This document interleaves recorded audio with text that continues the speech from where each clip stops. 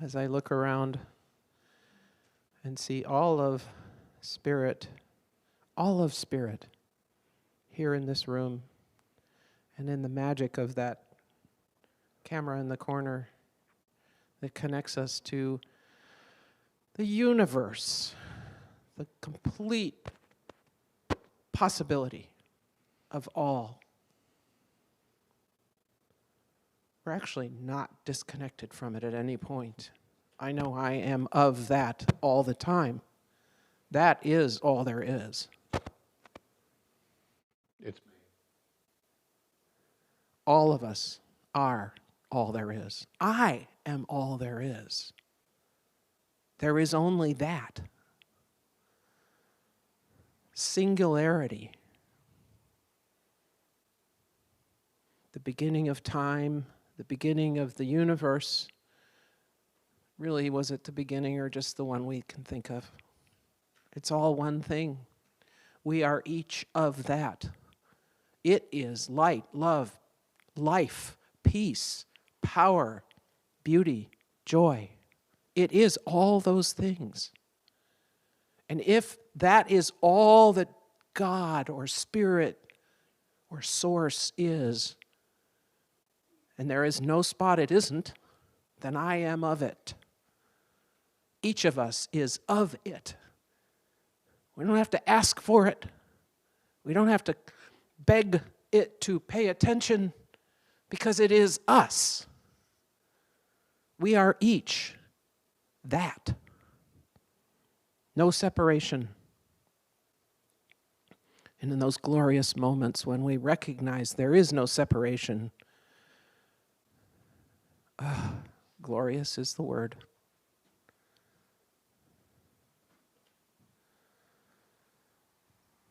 So today I celebrate the knowing that home is where the heart is. And home, well, the first time I walked into one of these centers, I was home. Surprised the heck out of me. Overjoyed, finding my community, finding home in the people, in the spaces, in the ways we give back, in the service we share with each other, the ways we lift each other up and hold each other in those moments of fragility and are held by each other in those moments. That's what home really is, from the heart out. So I'm grateful for today, for the talk, for the love, for the music, for home. In the many ways it shows up in my life, because that's what I look for and I call for. And so it comes. I call for home and home comes. I call for, fabulous and fabulous comes. I call for love and love comes. It never wasn't there. But I'm aware of it. Just like the light when we light the candle. It's always there.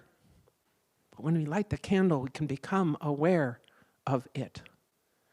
So in awareness, in gratitude, in joy, I release my words today into that law that says, yes, you plant this, and you get it. So it's planted and growing and very good, and you can hear God ringing. The bells of joy, the chimes of joy. Yes, and so it is.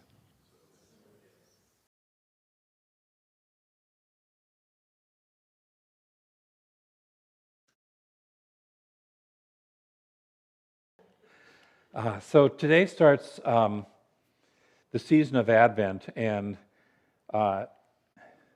many of you know I grew up Catholic, and so I have to have a little tiny touch of that, especially at this time of year, even though I don't believe a lot of the teaching of what that was anymore. But I love the feel of that, and so the feeling of Advent is really preparing for the rebirth of light, and whether it's the solstice, whether it's Jesus, whether it's the enlightenment of the Buddha, which we'll talk about next week, whether it's the light of the lights of Hanukkah, the candles of Hanukkah, that this is a season in which we are externally becoming darker, darker, darker, but remembering something powerful, that there is this light that defies what it looks like on the outside, defies and does not care about circumstances around us. And so I love this for the Advent process. In the Advent process, we've been exploring the hero's journey this whole month. The Advent process is actually a hero's journey. It's a journey from a beginning to a birthing of the light. So we start off this journey with the first candle, and the first candle is the candle of hope. It's a crooked hope. And yet, hope is often not perfectly straight, is it? And so, Ernest Holmes says that hope is better than non-hope, but it's when you sit there and go, well, I just kind of hope this happens, that's not the kind of hope we're talking about. The hope we're talking about is the opening, creating an opening for something new to be born. And so that is what we're looking for and calling in. It's not hoping for a better future, it's creating the better future. It says, I can see something. I can see a promised land out there. I can see something different out there. I don't know what it looks like. I don't even know how to get there, but I know it's there somehow. And so that's what we're doing with. If you want to go deeper into the Advent, there's a weekly message that comes out. It started this morning, and so you can sign up for those online. It says they're free, but you can pay me $20 per message personally to make your checks out to David Robinson. No, I'm just teasing. But we have a message that will go out for each of the candles. And so we start today with hope. And so I invite you to look for, what is it that I'm hoping will happen? What is it in my life that I'm hoping to give birth to? What is it that wants to come through me? What is it that I'm willing to say yes to that's greater than what I know? Which is the message of the whole hero's journey that we've been doing. So let us embark on this. And today is the last day of that journey that we're talking about, the last stage of that journey. There's no such thing as the last day of the hero's journey because it keeps on going, right? In Zen, they say when you reach the top of the mountain, keep climbing. So, but we'll call it returning home. We've been looking at this with the idea of Exodus, the hero's journey. And Exodus is a Greek word that means going out of. The road out, the way out, the path out. And it also embodies or involves a whole people. And so it's not a little bit of a way out in some aspect of my life, it's my whole life. How can I transform my whole life? How can I allow the whole thing to move instead of kind of keeping one foot back here and then trying to put one foot over here, right? It's how can I get the whole thing to move? So last week we had a guest speaker, I can't remember his first name. George Alexander, Reverend David Alexander, who did a wonderful job. I watched his talk, a wonderful summary of the journey so far. And if you didn't catch that, I invite you to take a look at that video from last week. So today we are going to arrive home, which can be the home that we left from, or it can be the new home we are going to. Different heroes' journeys have different ideas of home, but it's still that place that we arrive to, that we know that we belong. Buffy referred to that in her opening prayer. Home is that place where I know that I belong. And so the journey in the arriving home is easy and pleasant, right? Just kind of happens. It's just, no big deal. Yes? No? It could be. But in the hero's journey stories, arriving at home involves a final shift in consciousness. It involves something else shifting. And so the consciousness for the journey is not the same as the consciousness for being home, moving into home. It takes a shifting from being a seeker to being a finder. And so many people spend their lives seeking. Some spend their lives not looking at all, not seeking for anything, right? Okay, I'm not talking about them. But we spend our lives seeking, but we have to at some point in time find. There's an old story of a man who's sought for his whole life, and he's learned that there's this wisdom stone, that if he finds it and holds it, he can feel the wisdom, he can get the wisdom of the universe all that he needs to do. And he's searched for this for decades. He's talked to every wise person, every guru, every cave dwelling in the high mountains, teacher that he can find. And eventually he comes to the awareness that it's a rock that's laying on the shores of this particular lake, and it's shaped a certain way. And so he goes to that lake after this years of searching, and the lake is surrounded by rocks that all look the same as the description that he's heard. But he's been told that the characteristic of this rock is that it will be warm from within. Warm from within. And so he arrives at the lake and decides to do process of elimination. How many of us have done process of elimination, right? So he's going to take every rock that is not that rock and throw it back into the lake. Throw it into the lake. So he's running around, walking around the lake. It's a big lake, going cold into the lake, cold into the lake, cold into the lake, cold into the lake, cold into the lake, warm into the lake, cold into the lake. Wait! And so if we're not in that, we can be in that seeking mode, and if we're not in the finding mode, we can take warm and throw it into the lake also. So it's the consciousness for returning home is a consciousness that says, I have to do something different than how I traveled, how I got here. This is the step that many soldiers who are returning from war find most difficult. There are several things that must happen to truly arrive and settle into home. First, the on the road encountering dragons mindset must be released and transformed. A skill set that makes for a great warrior, including a great road warrior, seeker warrior, does not make for a great living at home person. Yes? In our story in Exodus, this is symbolized by the death of Moses within sight of the promised land. His role is to lead the people out of Egypt, go on the road, learn the lessons, learn what they need to learn, but not to settle into the new land. It's a different consciousness. That consciousness is symbolized by Joshua. In Homer's Odyssey, Odysseus goes through 10 years. He's been in a war, the Trojan War, for 10 years, and he goes through 10 more years of returning home because he ticked off Poseidon, who's the god of the waters, and he has to sail home, and he kind of blows him all over the place and puts him through all sorts of stuff. Finally, he settles that dispute, but he spends 10 years of moving from warrior to husband and king. And much of that is facilitated by women, Kirke and Calypso, in the various meetings that he has, symbolizing the feminine energy of life, which is needed to balance out the hypermasculinity of the warrior hero's journey. It takes the balance. One needs a gentler energy and knowledge to truly be at home. If we keep on bringing that, I've got to make it different, I've got to seek it, I've got to shift and change, we won't appreciate being at home. Yes? It's a different energy.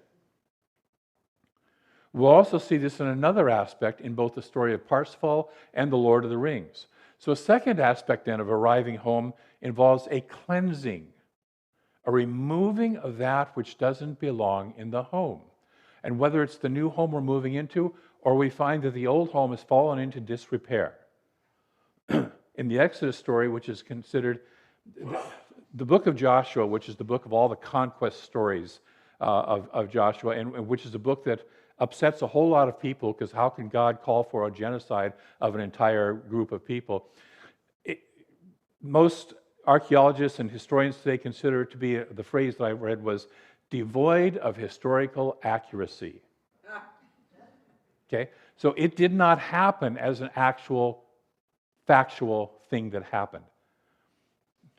I could spend another 5 or more minutes on that, but I will not. I'll just know with me that it's devoid of historical accuracy. It's a metaphorical story, right? It's an illustrative story to illustrate ideas. There's more than that, but just go for right now. God instructs Joshua to completely clear the new land of every man, woman, child, and cattle, right? That's the genocide thing, which really upsets people who take the story as literal historical fact. But it's not. The metaphorical idea is that one must remove from the consciousness anything unlike their promised land. When I'm looking for what is it that I want to create, if I want to have a loving relationship, I have to remove from my consciousness all the dysfunctional stuff from previous relationships. Or otherwise, I'm just going to repeat it all over again.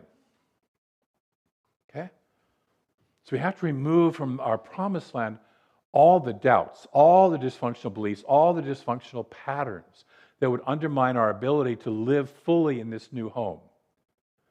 In most of these stories, whether returning to the home from which one started or settling into a new one finds things changed or out of order and unlike the home that we really want to be in. It's not quite ready yet. And oftentimes, we're not quite ready yet. And so the shift has to happen. So Odysseus, for instance, must clear out the 100 suitors that are vying for his wife's hand in marriage. He's been gone for 20 years, right? Okay. He has a good friend, another person who was involved in the Trojan War, who comes home, finds his wife has taken on another lover, and the lover kills him. You know, that's called returning home badly. And then his son kills the lover. By the way, it's Greek mythology, okay? You know, it goes forever. In The Lord of the Rings, in the book The Lord of the Rings, there's a chapter known as the Scouring of the Shire, which is the next to last chapter in the book, in which the hobbits must clear out the outside bullies who have taken over under the direction of the fallen wizard Saruman, and clear that out. However, in each of these clearings, it's something different. There's a new consciousness that does the clearing. It's not the same old warrior, hyper-masculine consciousness that does the clearing. See, Frodo in The Lord of the Rings calls for no killing and to find other means to clear the Shire other than the violence that was previously used to win wars. Odysseus, while he eventually does kill the suitors, does so somewhat reluctantly, tries to give them an alternative, and finally does so without the gloating of warriors that are typical of his time and of his generation. It's a more feminine energy, a more gentle energy, even if it has to clear it out. Even Joshua simply does what God commands, not for personal glory, ooh, look at us, but for the good of his people, which leads to the third and the final aspect of homecoming that I want to talk about today, which is listening to a deeper wisdom. Whether it's God, whether it's the wisdom within us, it's listening to the deeper wisdom. It's not doing it my normal, habitual way. It's saying, what do I need to learn here? What do I need to know here? The walls of Jericho fall not due to brilliant strategy or overwhelming might, but by the rationally ridiculous process of marching around the walls, blowing horns for 7 days, carrying the Ark of the Covenant. How many armies otherwise do you know that have used that as a strategy to win wars? Nowhere else. What it is letting God do the work. We're not able to do it ourselves, so we turn to that divine within us, even if it doesn't make sense always, to do what we're called to do. Odysseus is constantly being counseled by his goddess companion Athena. He's actually considered kind of almost a manifestation in human form of Athena, the goddess of beauty. And he's constantly being counseled by Athena and has learned to listen to her. I know. Knowing this is not about men and women, this is feminine, masculine energy, this is yin-yang energy, whatever you want to call it. But most of the women in this room, you know that men don't oftentimes listen to you, yes? You can raise your hand a little bit if you want, it's okay. And frankly, we guys do know that women sometimes don't listen to us either. The deep secret. Yeah. So Odysseus has learned to listen to Athena and follow what she does.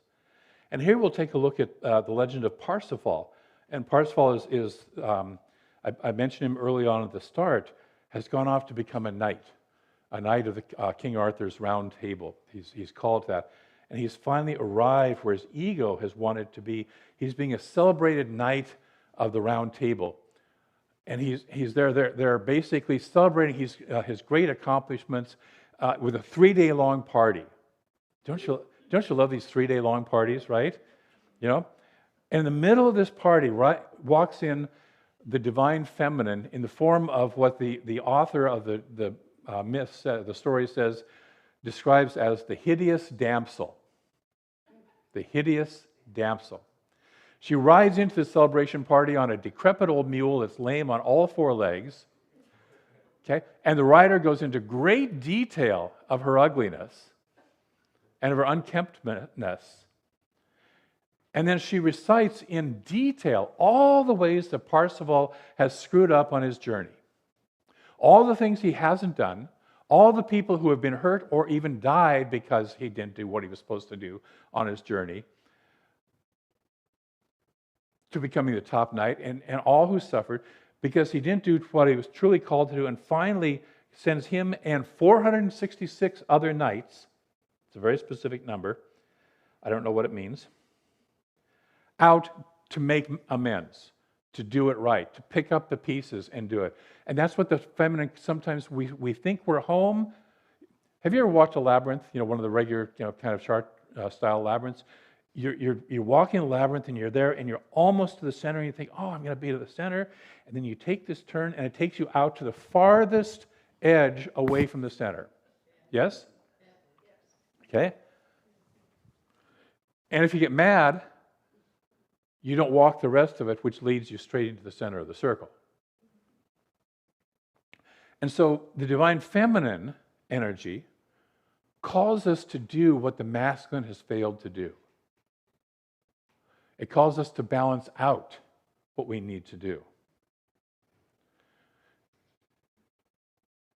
In Odysseus, in the Odyssey, Odysseus, right before he arrives home, first arrives at a place called Phaeacia.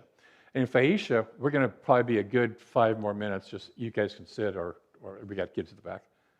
You're good? Okay. And Phaeacia is the last stop on his way home. He's going to hit Ithaca after that. But he experiences a civilization that is balanced in masculine and feminine energy, something that he has not encountered before. It's so that he can see this is what a kingdom can look like. Instead of the patriarchal way of his previous experience, this is the new way. Now, he's been personally counseled all along the way. He's personally shifted in his own being through his experiences with Kirke and Calypso. This is what it looks like externally manifest in a group consciousness. Something that Buffy and I have been talking about lately is that it's not just about my personal journey, it's about our community, our collective journey. By community, I don't mean just this, I mean the world, okay? It's our, we all have to rise. So he gets to see what it looks like, what it feels like, and gets a taste. We oftentimes get a taste of the good that we want before we actually get the full good. It's sort of, I always call it the divine appetizer, right?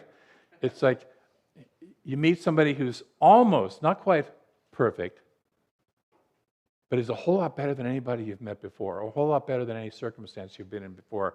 But it's not quite the one, it's the appetizer, it's the taster, so that you have a feel for what is this like.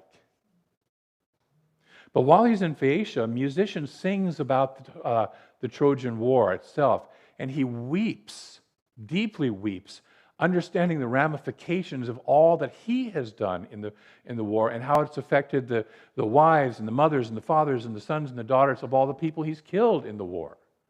He suddenly sees it, instead of just my side, he sees it as a holistic view, which is something he needs to do to become complete, something we all need to do to become complete.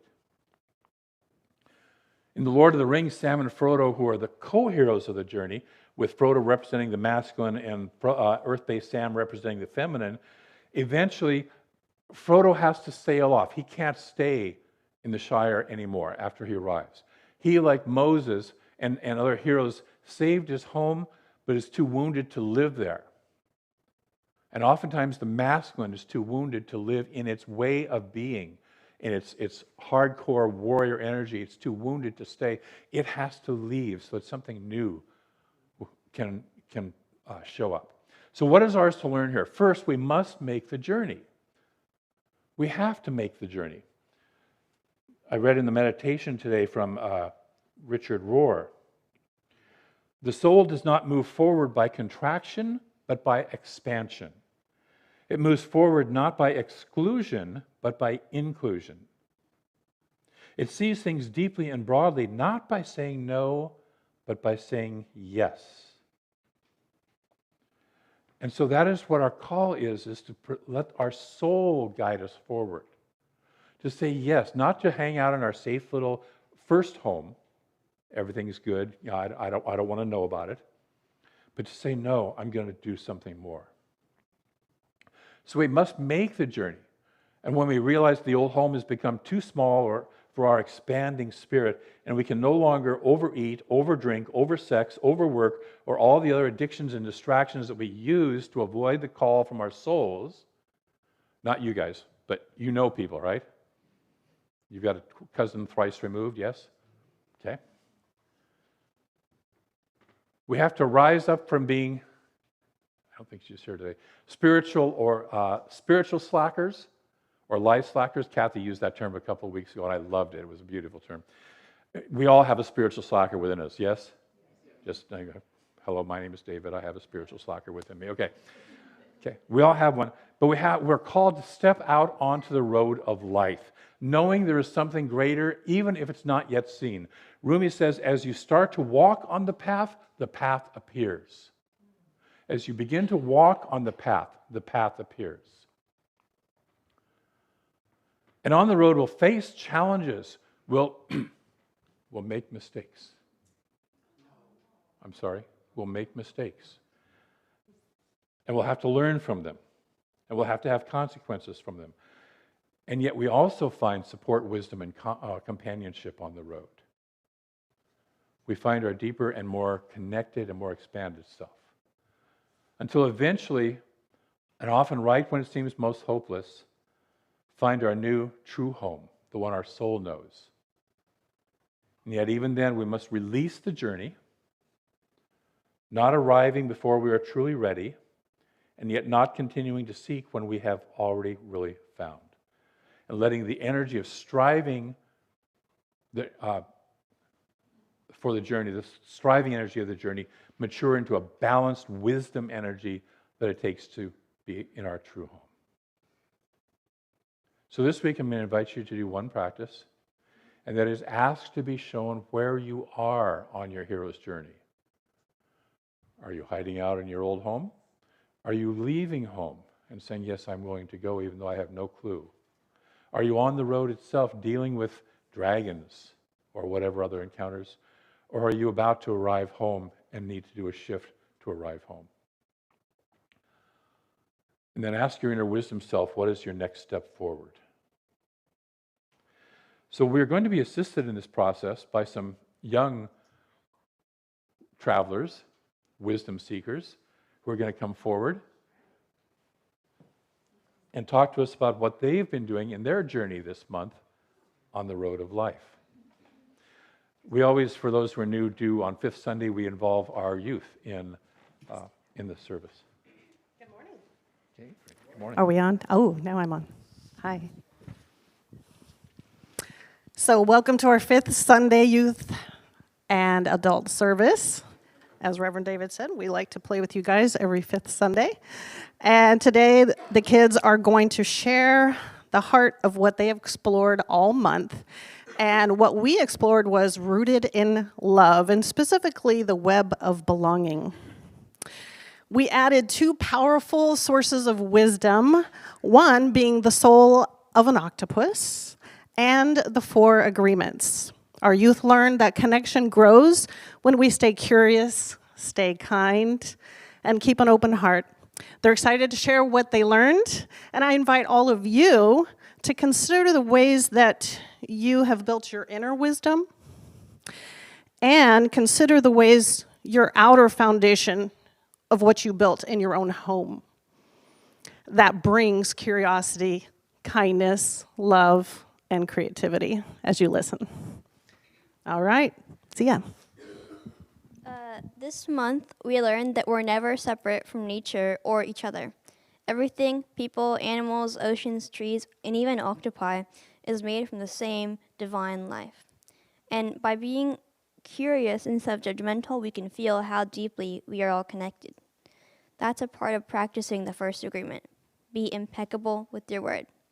Speaking kindly to ourselves, to others, and the world around us. So kith means the places that shape us, the sidewalks we walk, the sounds we hear every day, the trees we know by heart.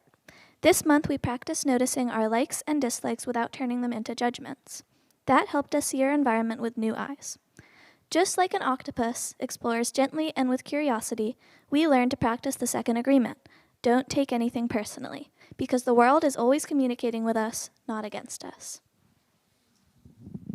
Kin means the beings in our lives, people, pets, wild animals, and even tiny creatures that keep the earth alive. When we learned how intelligent and emotional octopuses are, we understood that kinship shows up in surprising ways. That's why the third agreement, don't make assumptions, is so important. When we stay open, we discover the divine in places we never expected.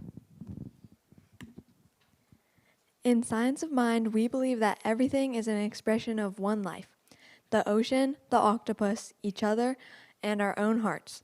Living the four agreements helps us remember that truth. We speak kindly, avoid taking things personally, ask questions instead of assuming, and always do our best. The fourth agreement. We honor the divine in ourselves and all creation. This becomes a form of spiritual stewardship.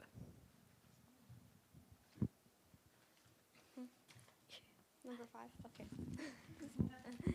In our class, we practiced listening to the still, small voice, noticing our reactions and choosing curiosity instead of judgment. We explored how our thoughts and words are like seeds that grow into the way we treat our kith and kin. We also learned from the octopus how it moves with awareness and responds to life movement by movement, which helped us live the fourth agreement. Do your best, no matter how you feel that day. All of this helped us feel more connected to spirit, nature, and each other.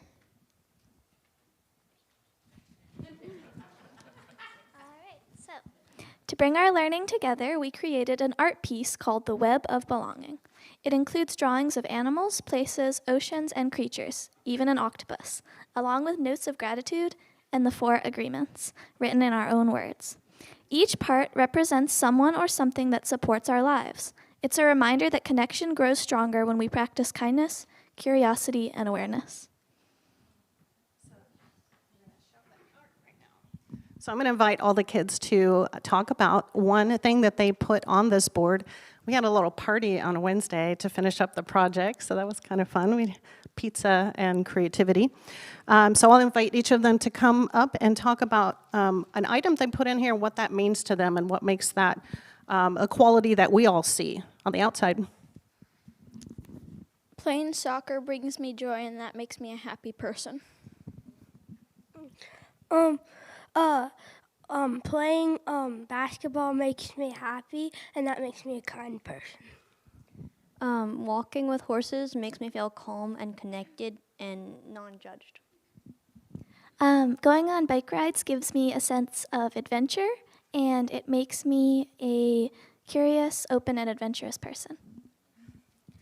Going out into nature makes me feel very calm and peaceful, which makes me a grounded and curious person.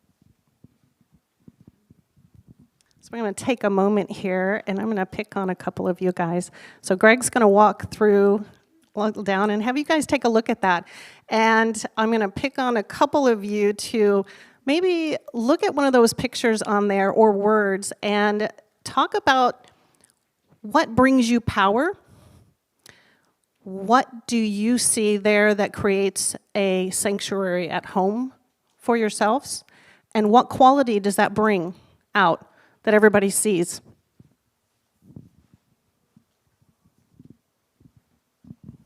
First, I'll take volunteers.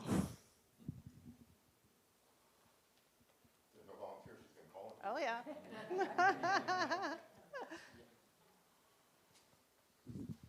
Something that you relate to, that you see, even as a child. So I would encourage you to think back of your childhood and think about what gave you power, what gave you peace, what gave you energy. Okay, we have somebody over here.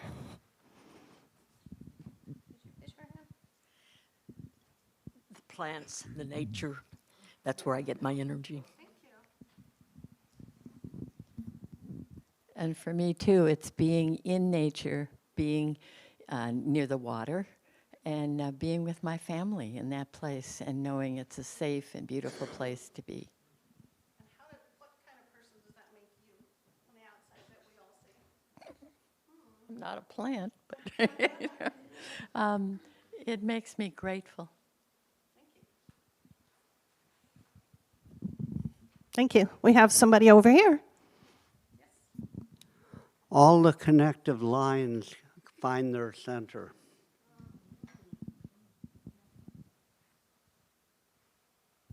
How does that show up in you, Kai? I am grateful for all that I experience, and it's all a lesson. I see that in you. Do you know Kai always comes to my classroom in the morning, checks out what we're doing for the day. All right, who's Lachlan? Oh, Buffy. Just the whole process of creativity and expressing what's going on inside me and how I express it in art. And I just love the creativity that you are nurturing in these kids, and this process of playing and learning together in a wholeness. They're not separate. It's not separate from the learning. It's part of how we learn together. And I'm so grateful. Thank you. Thank you. One of our biggest lessons this month is that when we practice the 4 agreements, we stay curious like the octopus. We treat the world with more compassion, we notice more, we slow down, we connect more deeply, we recognize the sacred in everyone and everything. Please say this with us. I am grateful for the beauty, wisdom, and connection in all life. I'm grateful for the beauty, wisdom, and connection in all life. I want to thank all of you for taking this journey with us, and especially for the youth and teens and all their work and wisdom. And introduce them. First names, introduce them. Oh, let them introduce themselves. There we go. I'm Mateo. I'm Lachlan. I'm Zia. I'm Leah. I'm Nevaeh. All right. Thank you. Beautiful. Thank you. So I want to close real quickly with a quote, a short quote. It comes from T.S. Eliot, from his poem Little Gidding. He says, "We shall not cease from exploration, and the end of all our exploring will be to arrive where we started and know the place for the first time." And so we have an affirmation for the talk, and so if you'll join me in that. I say yes to the journey of life. I listen to inner wisdom and apply it to my life. Let's say it one more time. I say yes to the journey of life. I listen to inner wisdom and apply it in my life. And so it is.